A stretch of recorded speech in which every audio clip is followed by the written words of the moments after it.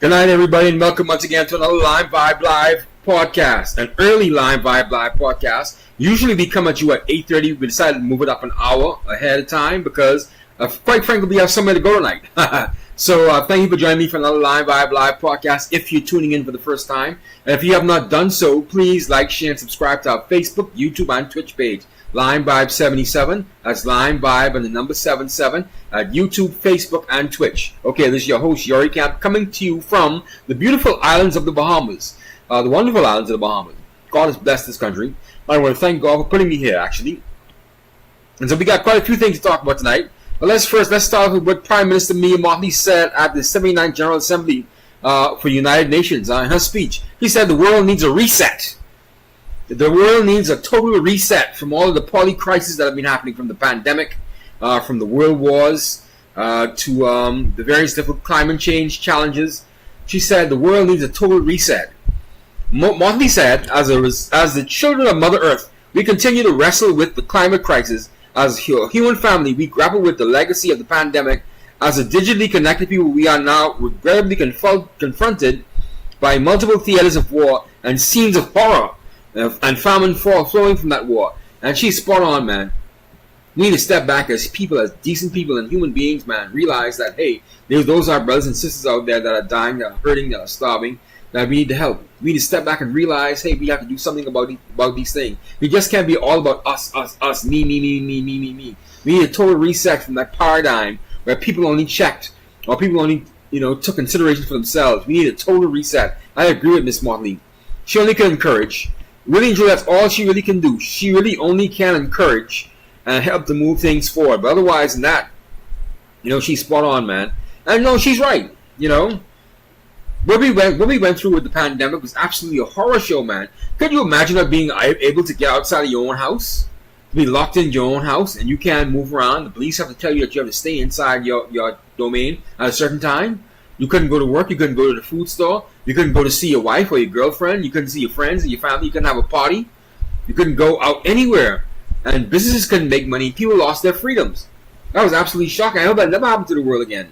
I hope that more sensible people, when it's coming down to a situation like that, when there's a pandemic that's spreading, I hope that people would step back and say, we need to be totally upfront and truthful about this. Now, we've heard all of the conversations about where the actual pandemic started from. We heard about it was the Chinese virus, and we also heard that it was biological warfare. But be that as it may, let's react more quickly and let's take it more seriously the next time it comes around, because we will have another pandemic. I don't want to sound like Barack Obama, but Barack Obama, he forecasted a global pandemic back in 2014 when his speech said we are overdue for a pandemic. And he's right, and his story was right. Historically, he was right. We've went a certain amount of time out of a pandemic, and these things happen. He was sent by, I think he was sent by God, to be honest with you, because we haven't had a president in the United States that has been that articulate, that bright, and with that kind of foresight since Barack Obama. I don't think we'll ever see something like that again for the next several years. But, that's the way it is. That's life.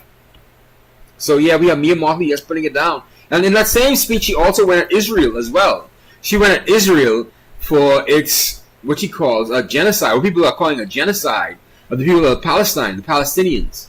I don't want to get too politically into that. We're going to talk about how Iran stepped into that theater later on in the show. But as it stands now, Israel is looking pretty bad now for really killing those Palestinians in thousands and tens. It's beyond appalling. And now they've made incursions into Lebanon. What did Lebanon do to you, man? The people of Lebanon didn't do anything to you. They have a right to choose their leaders the way they want. So I don't know what's going on in the Middle East. It seems as if the Biden administration is asleep, and they're supposed to keep these things in check. But these things happen as the United States elections start to come closer. These things tend to happen, and that's really what it is. These things happen, and as it stands now, we don't have a president of the United States. We don't have a president of the United States. President Joe Biden, he's out of it. He's gone. I mean, I've seen people go through dementia. He is gone. He's in the early stages of dementia. And it's going to go downhill from there. He's not checking for anything. He's not checking for his policy or nothing like that. Who would have thought that Iran would have taken the initiative to bomb Israel? We're going to talk about it later on the show, like how I said. But yeah, me and Marty went to town at the UN General Assembly. As she normally does. The biggest story this week was that Caribbean countries can now breathe a sigh of relief, have a breath of relief, now that the U.S. dock worker strike has come to an end. Yes, the dock worker strike from the U.S. Longshoremen's Association, and they were protesting. They went on a strike for better pay and better living wages since all this inflation has been happening. And they wanted to go on a strike. They wanted a 77% raise, and they went on a strike on Tuesday, October 1st. And it raised hell, man. People weren't working at the ports. People weren't working at the docks. All the dock hands and dock workers were actually off. They took to a strike. Okay? And that strike has come to an end yesterday, and they went back to work today. And so it only took them 3 days. It took the world 3 days to realize that the U.S. ports being shut down is going to cause a lot of problems. It's going to cost a lot of money to the United States. And so they went back to work today, and it's only for a short while. They promised to stop striking until January 15th, and giving the powers that be enough time to actually hammer out a deal. The shipping companies and the dock masters to hammer out a deal where those guys get better wages, and also they halt the rise of this automation on the docks. Okay, that's causing a lot of people their jobs, and so they're trying to fight against that. So thank God the Caribbean wouldn't have to starve anymore, because I don't know if you realize this, but most of the Caribbean imports their goods from the United States or through their ports. If it doesn't come through the United States to the Western Hemisphere, the Caribbean doesn't get it. And so all of our food, all of our textiles come from the United States. We were going to starve to death, to be quite frank with you. We were going to starve to death if those ports did not open back up in about 2 or 3 months' time. And thank God that they did. Okay?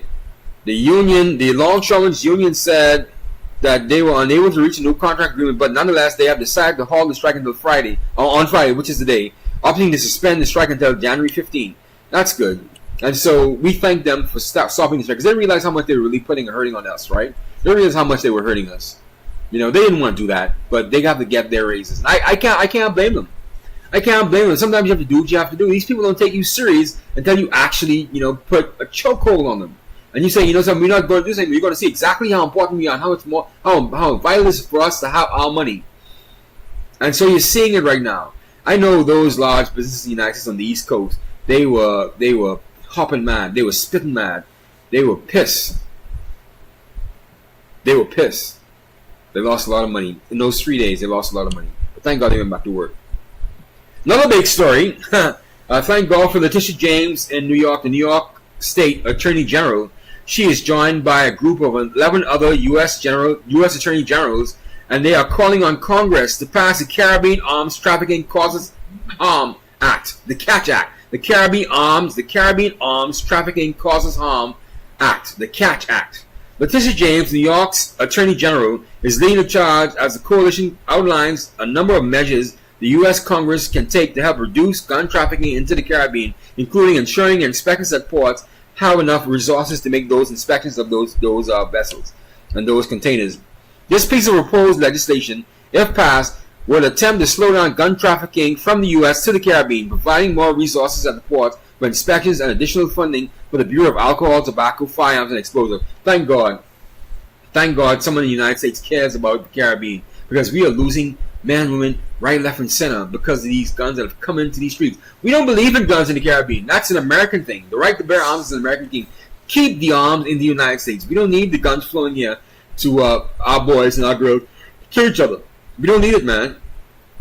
And so this piece of legislation is on the back of what Mexico and the CARICOM countries have joined in with a lawsuit against the U.S. Gun Manufacturing Association, saying that there's a multi-billion dollar class action lawsuit that Mexico has taken out, which was rejected by a U.S. federal court, but Mexico will appeal, and the Caribbean countries joined in as friends of the court in this multi-billion dollar lawsuit against the U.S. Gun Manufacturing Association.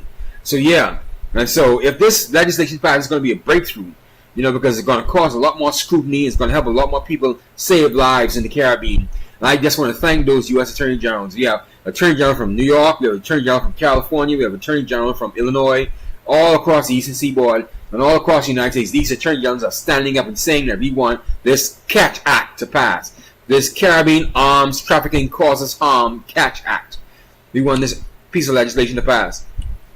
And I just want to thank them for doing that for us. Thank you so much, Letitia James and the rest of your colleagues in the United States for actually wanting to pass this Catch Act. Okay. Another tragic story. 4 people are confirmed dead off a Venezuelan barge that sunk last week as the country's state oil company scrambles to recover from the latest disaster. This is the second disaster this year of a Venezuelan barge, or a barge emanating from Venezuela that sunk. The other one was back in February, where there was a barge that came from Venezuela, allegedly. It actually found that it came from Venezuela, but no one knows who actually owns the vessel. And it came from Venezuela, and it sunk off the coast of Trinidad. They're slicking oil straight from Trinidad all the way up to Grenada and all the way around the Caribbean, the southeastern Caribbean. And this time, 4 people have died and 19 other people were successfully rescued, however, on September 26th at the accident site. Now, the Venezuelan state oil company said that rescue work for finding the 4 missing people has not finished. Okay?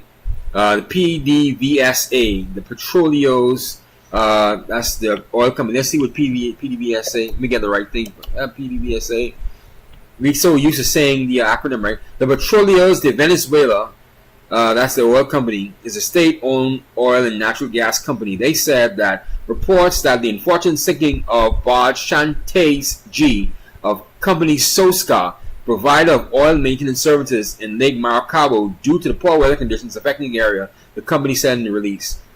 It was the unfortunate sinking, and they said that it sunk, and it was owned by the Sosca company. It was the Chantes G. Okay? The Chantes G. It sunk. And we just want to pray for the families, those 4 persons that's lost their lives in that barge sinking, and we hope that, Venezuela can get its act together.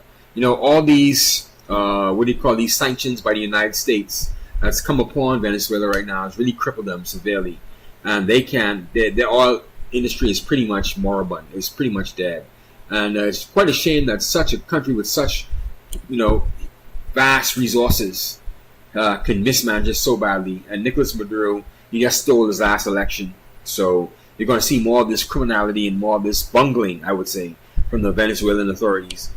As the sanctions start to sink in on their members and the political elite in that country, we're going to see more of this bungling. It's quite a shame, though. Quite a shame. Now, on to entertainment story. This Texas, have you guys been following this Diddy story? This Diddy freak off story? Apparently, there's a Texas attorney called Tony Busby. He says he has a list of 120 people willing to come forward to say that they too were sexually assaulted by Diddy. There's also a list of A-list celebrities that's been circulating that supposedly came from the list that was provided to authorities, but no one's been able to confirm that yet because no one from the authorities themselves have dropped this list. But there's a list circulating. I won't talk about that list tonight, but I want you to go to this video now from this Tony Busby guy who's talking about these 120 people that have come forward to say that they too have been assaulted by Diddy.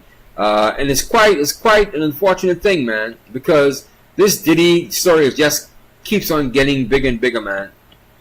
And people are saying that Diddy's going to spend a lot of time in jail. He's locked up right now. He was denied jail, of course, denied bail, I would say. Of course, we know, but we just hope that it all works out to the best for those victims, because some of the stories I've been hearing is absolutely sick. From drugging people as they come into the door of his parties, and having these private freak-out parties, and Cassie being abused like that, and hiring sex workers, and having over 1,000 bottles of baby oil, of lube in his house, and over 700 sexual toys. The man was a freak. He was out of control, man. It was disgusting, man. Let's go to this video now from Tony Busby explaining how these 120 people have come forward now to sue Diddy. Let's go to this video now. I want to visit with you real quickly before we close here. about some specific instances without disclosing the victim's name. You probably know that depending on the age of the victim, you can file these cases, these individual cases, under Jane Doe or John Doe. Each state is different in that respect. Typically, there is a balancing test, like the public's right to know the name of the victim and plaintiff versus the confidentiality and the safety of the plaintiff. So we'll have to struggle with that with each one of these cases. Our intention, of course, is to, like we always do, file these cases under a pseudonym until the court tells us otherwise. But let me share with you a few, just kind of give you a sense of the kind of cases and the kind of instances that people are calling and reporting that we are trying to corroborate, vet, and these are the ones that we've already corroborated, vetted, and collected evidence on. One individual who was 22 years at the time she was assaulted said that the typical MO at one of these parties that have been widely discussed in the press was that when you were handed a drink, and now we know that the drink is laced with something, if you refused to drink it, you were kicked out of the party. Now, let that sink in for a minute. I mean, the admission to this party was that you had to drink the chosen drink that was handed to you, and now we know that in most cases, I would say 90% of the cases, these individuals were drugged with some sort of drug. That was kind of the MO. Another instance, this individual who was 9 years old at the time was taken to an audition in New York City with Bad Boy Records. Other boys were there to audition as well. All of them were trying to land a record deal. All of them were minors. This individual was sexually abused, allegedly by Sean Combs and several other people at the studio in the promise to both his parents and to him himself of getting a record deal. Another instance, another minor, told allegedly by Sean Combs that he would make him a star, but he needed to visit with him in private about it, away from his parents. Once they were in a private area, allegedly Mr. Combs made the victim perform oral sex upon him. Another incident, an individual 15 years old at the time, flown to New York City to attend a party, was drugged, and then taken into a private room, allegedly in the presence of Mr. Combs, where this female individual, minor, was raped, and then other individuals took turns raping her. Another individual, 26 at the time of the occurrence, was picked up allegedly by Mr. Combs and several other people in a black SUV from the airport, was given one drink in the SUV, and then literally woke up the next day not knowing what had happened, but with pain and damage to both her vagina and her anus, where she then went to the hospital. She was missing her underwear and her shoes. Another instance, the individual, this time not a minor, attended a group dinner, allegedly with Sean Combs in Miami. She wasn't drinking because she was pregnant, but whatever she drank at the table, apparently, at least according to her, was laced with something. She blacked out, and she woke up in the same bed, again allegedly, with Mr. Combs in his mansion in Miami. Her vagina and her anus were torn and sore. And I could go on. I mean, literally. Notice a pattern with all of this? Notice a pattern? The vagina and the anus were sore. Puffy just didn't want the vagina. He wanted your butthole as well, too. He's a sick man. This is just power. We're going to talk about that. You're sensing a theme here. It's the same theme. And it all involves some sort of drug. One instance, an individual who was 20 years old at the time was asked to attend, just saw her on the street, asked to attend a party in a hotel. She was flattered, went to the party, was given one drink and doesn't remember anything else. Ultimately, was so messed up, went to the hospital where they found cocaine and this horse tranquilizer in her blood system.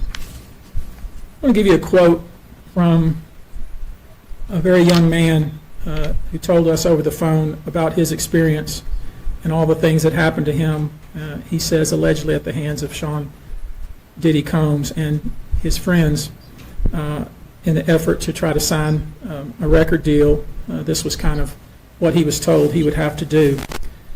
His quote is, "Had he not been in power, I feel like I could have been something great.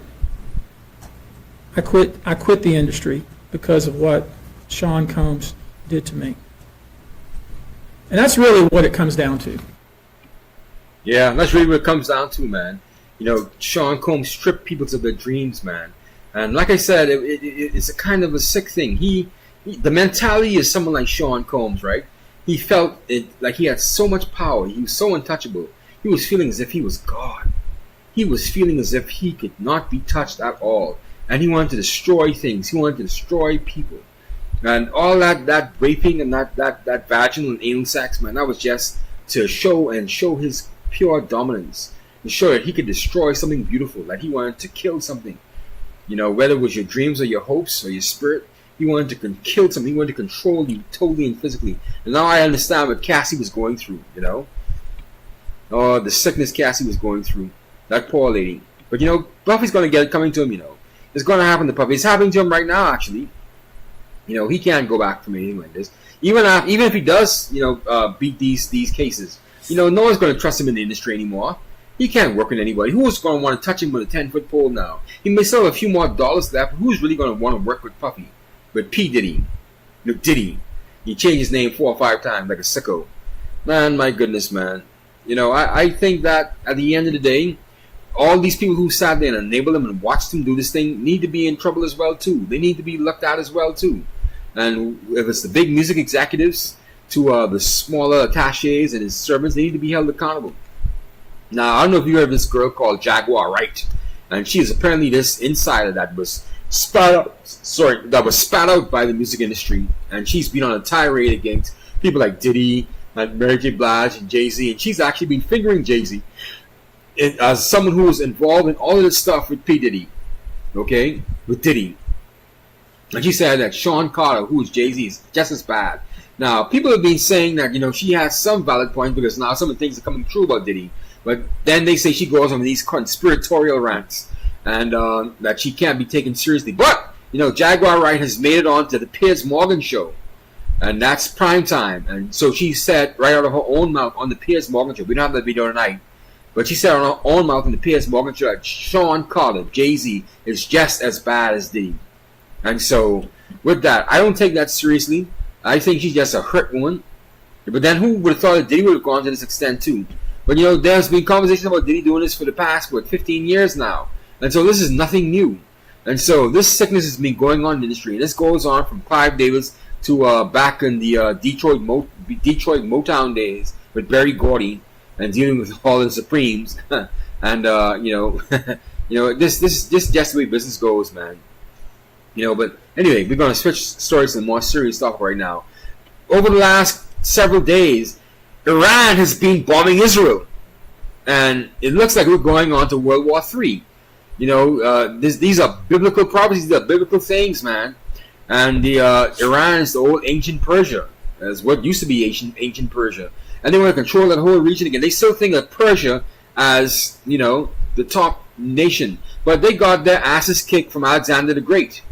Okay? And they never came back after that. And they were controlled by the Mongols after that, and then the Arabs overran them. And then the Europeans just took over from them afterwards. They will never be an empire again. The Persians are being trampled underfoot. And so they think that they can actually control the Middle East again. That's never going to happen. Not with the United States, not with China at the helm. That's not going to happen. But anyway, let's watch this ABC video, of the Iranian attack on Israel. Good afternoon, everyone. I'm Kira Phillips. We are coming on the air because ABC News has now confirmed Iran has just launched a retaliatory missile attack targeting Israel. A U.S. senior administration official telling ABC News now that Iran is expected to fire 240 to 250 missiles at 4 targets in Israel. This includes the Mossad headquarters, Israel's spy agency, 3 Israeli air bases. We are told it'll take about 15 minutes to actually reach their targets. The U.S. and Israeli military with their defenses at the ready at this moment, including Israel's Iron Dome. Israel has ordered residents now in Jerusalem to shelter in place. The White House had signaled a potential strike was imminent. The attack follows a rapid escalation of violence in the Middle East, something we've been covering for weeks now, including an Israeli airstrike killing Hezbollah's leader in Beirut. Iran launching a direct attack on Israel in April, but few of its missiles and rockets actually reached their intended targets. Many were shot down by the U.S. coalitions in the region. This comes as the Israeli military now says its troops were conducting limited ground raids in southern Lebanon. Let's get straight to our Ian panel in Beirut. Ian, what can you tell us at this moment? Yeah, hi there, Kira. I mean, this is clearly underway. There have been a lot of fears that this was coming, especially after the assassination of Hassan Nasrallah, the leader of Hezbollah for almost 3 decades. The live pictures that we're now seeing, certainly over the skies in Tel Aviv, show a lot of lights in the air. Now, what's unclear is whether these are ballistic missiles. We believe Iran has fired over 100 ballistic missiles. We certainly know that the Iron Dome and other air defenses are in operation, and this is happening right as we speak. A nationwide emergency alert to all Israelis to shelter. All our colleagues, people with friends and family are all hiding now, basically in bunkers. Many people in their homes, they have kind of makeshift shelters, and everyone is now underground. This came shortly after a terrorist attack in Israel. We're told that this is possibly the first of 4 waves of attacks. Now, this is almost, if the 250 figure is right, that's almost double the size of the attack that took place in April. Remember, Iran attacking at that time. We suspected that there would be an attack, but this is significantly larger. Israel has warned all of its citizens to take all precautions to try and stay underground if they can. We're certainly hearing the sounds of explosions from Tel Aviv in that feed that is coming from some of the television cameras there. So clearly terrifying moments for people on the ground. And then eventually we'll start to talk about what the response is. Israel has been very clear that if Iran attacks Israel, it is going to respond, and the response is going to be very severe. So we just have to wait and see. 99% of the missiles that were fired at Israel back in April were intercepted. This is double the size. That's a huge test of Israel's resources. Remember, you've got American service personnel on the ground there, as well as American citizens. You've got the U.S. Embassy and obviously lots of other foreign nationals as well. So this will be a terrifying night for many people.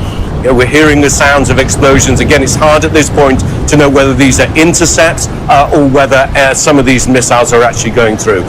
So to stress, we know that this first wave of attacks is now underway. We're told there could be 4. This first wave is over 100 ballistic missiles. There could be as many as 250 in total. Israel has warned that there will be a strong response to Iran. It's been planning this to how to retaliate for a long time, but especially that's been ramped up ever since Hassan Nasrallah was killed. People in this part of the world, here in Lebanon, have been waiting for an Iranian response. Many people have been crying out for it, especially in the Shia world. There's a lot of pressure on Iran to try and respond because its proxies here in Lebanon and elsewhere, certainly Hamas in Gaza, have been under immense pressure from Israel, trying to break this so-called axis of resistance. And this is the response from Iran. But a huge gamble by Iran and a very dangerous night for Israel. Well, and there you have it, and you have to blame Benjamin Netanyahu, man, the Israeli Prime Minister, for going overboard in the Palestinian area. But at the end of the day, Israel has a right to defend itself, and so this is now becoming one of those fogs of war situation where no one knows what's right and what's wrong anymore. We need a prophet.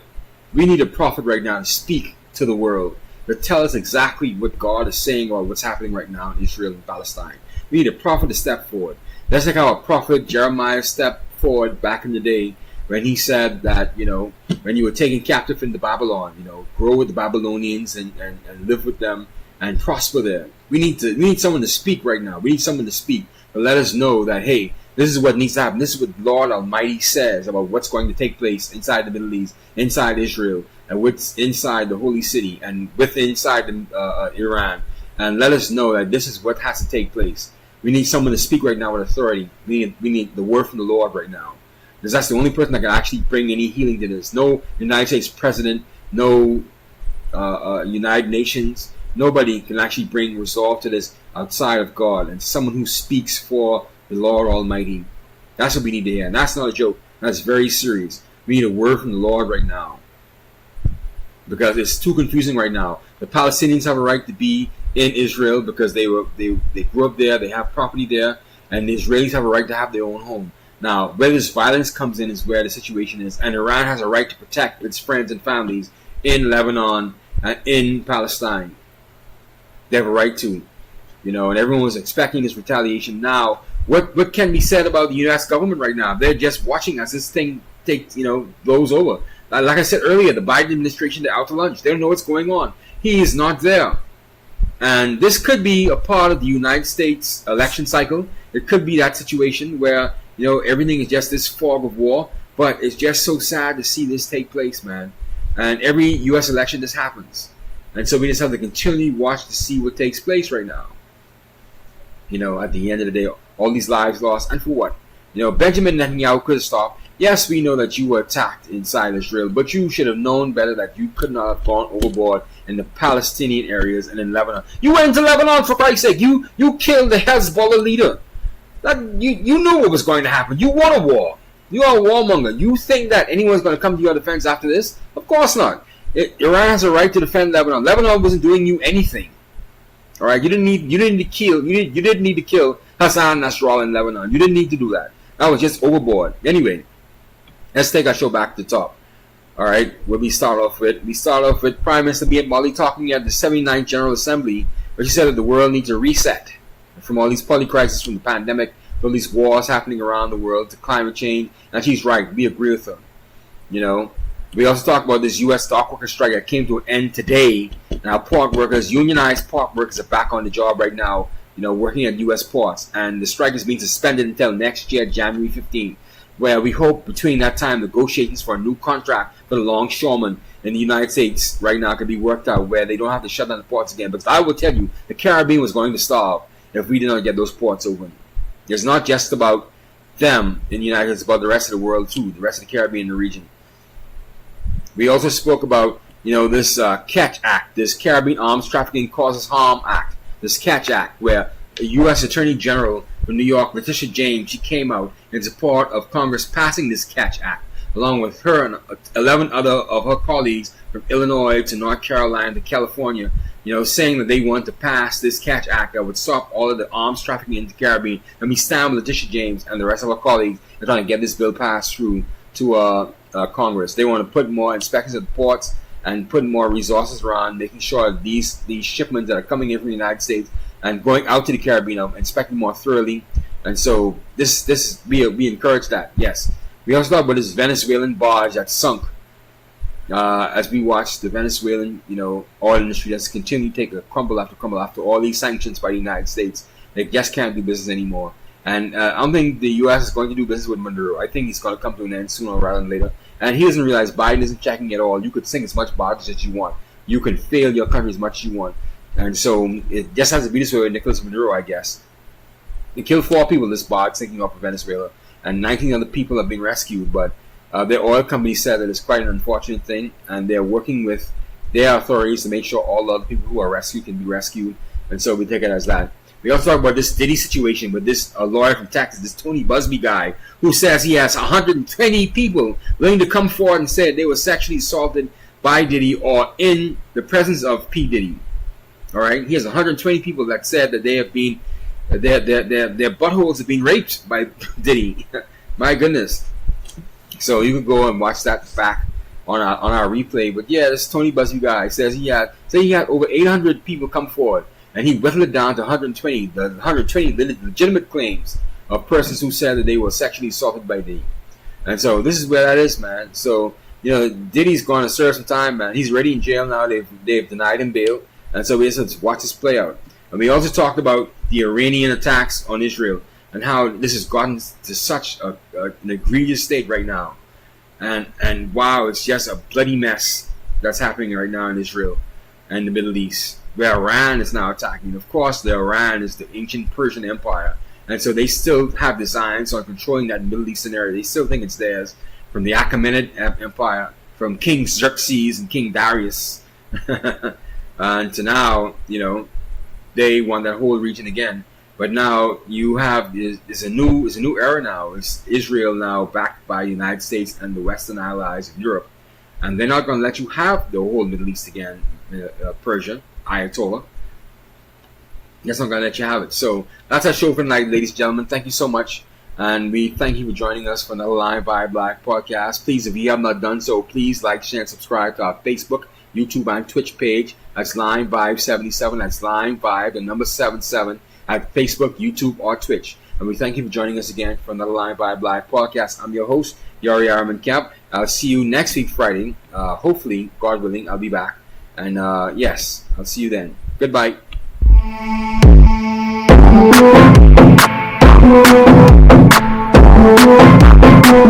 Live Vibe.